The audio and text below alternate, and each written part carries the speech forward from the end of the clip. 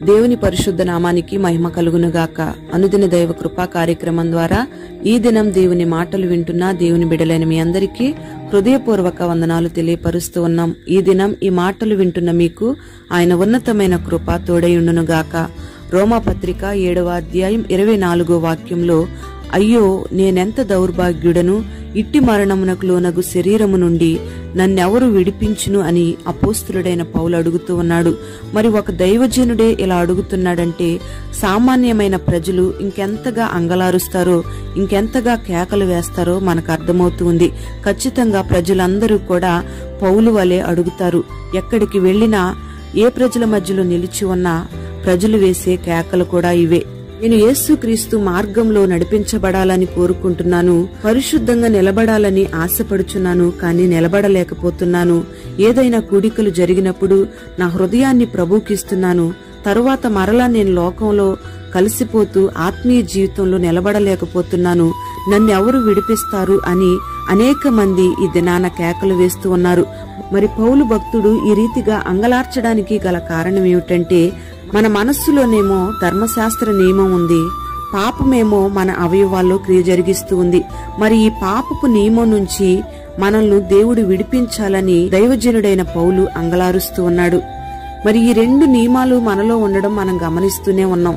అనేక మంది చెప్పే మాట ఏమిటంటే, నేను క్రైస్తవునిగానే ఉన్నాను, ఏ తప్పు చేయాలని నేను ఆశపడటం లేదు, మేలు చేయాలనే ఉంది, పరిశుద్ధంగా జీవించాలనే ఉంది, కానీ ఆ రీతిగా నేను చేయలేకపోతున్నాను, తప్పు చేసేస్తున్నాను, పాప నియమం నన్ను పట్టి పాపానికి లోపరుస్తుంది అని అనేక మంది మాట్లాడుతూ ఉంటారు. మరి ఈ దినాన ఇలాంటి సమస్యతోనే ప్రపంచమంతా కూడా కేకలు వేస్తుంది. ఈ పాప నియమం ప్రతి ఒక్కరిలో క్రియ జరిగించటం వల్లే అనేక మంది నోటి వెంట ఈ కేకలు వినబడుతూ ఉన్నాయి. మరి ఈ పాప నియమం నుంచి మనమందరము కూడా ఎలా విడిపించబడాలో, ఎలా తప్పించబడాలో భక్తుడైన పౌలు చూపించిన మార్గాన్ని మనం గమనిస్తే, రోమాపత్రిక 8వ అధ్యాయం 1 నుంచి 9 వాక్యాల వరకు మనం గమనిస్తే, దేవుని ఆత్మ మీలో ఉన్నట్లయితే మీరు పాప నియమం నుండి విడుదల పొందుతారు అని రాయబడి ఉంది. ప్రియ దేవుని బిడ్డ, మరి నువ్వు ఈ పాప నియమం నుంచి విడుదల పొందాలి అంటే పరిశుద్ధ రక్తంతో నువ్వు కడగబడాలి, నీ పాపాలన్నిటినీ ఒప్పుకొని విడిచిపెట్టాలి. తరువాత పెంతుకోస్తు దినాన ఈ భూమి మీద కుమ్మరించబడిన దేవుని యొక్క ఆత్మను నువ్వు పొందుకోవాలి. యేసు క్రీస్తు నీలో జీవించడమే పరిశుద్ధాత్మ అనుభవం. ఆ ఆత్మ అనుభవాన్ని నువ్వు పొందుకున్నట్లయితే నిశ్చయంగా విడుదలను పొందుకుంటావు. అప్పుడే నీ యొక్క ఆత్మీయ జీవితం స్థిరంగా నిలబడుతుంది. మరి నువ్వు కన్నీటి బాధలతో ఉన్నా, చెప్పుకోలేని రోగాలతో ఉన్నా, మానసికమైన వేదనలతో ఉన్నా, అది ఏ సమస్య అయినప్పటికీ నువ్వు ఆత్మశక్తిని పొందుకోవడం ద్వారా ఆ సమస్యలన్నిటిపై విడుదలను నువ్వు చూస్తావు. దేవుని ఆత్మను నువ్వు పొందుకోవడం వల్ల పాపపు క్రియలన్నిటి నుంచి విడుదలను పొందుకుంటావు.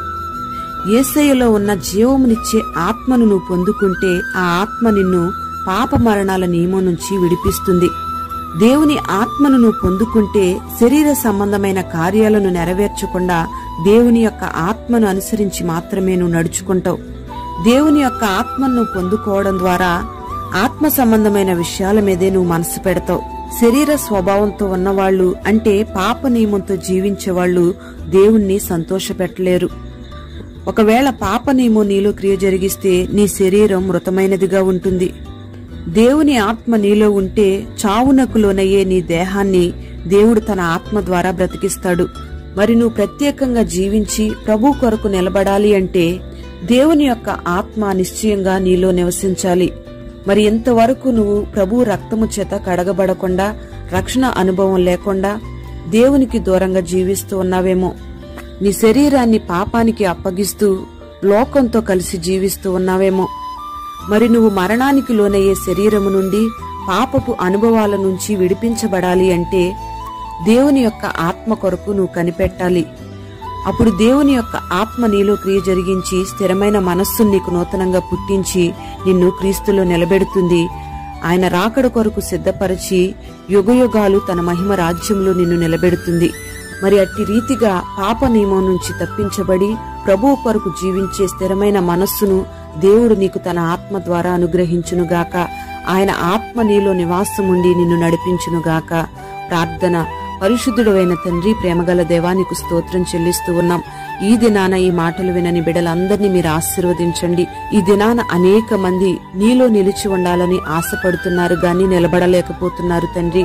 అనేక మంది కేకలు వేస్తూ ఉన్నారు, నన్ను ఎవరు విడిపించగలరు, నన్నెవరు క్రీస్తులో స్థిరపరచగలరు అని.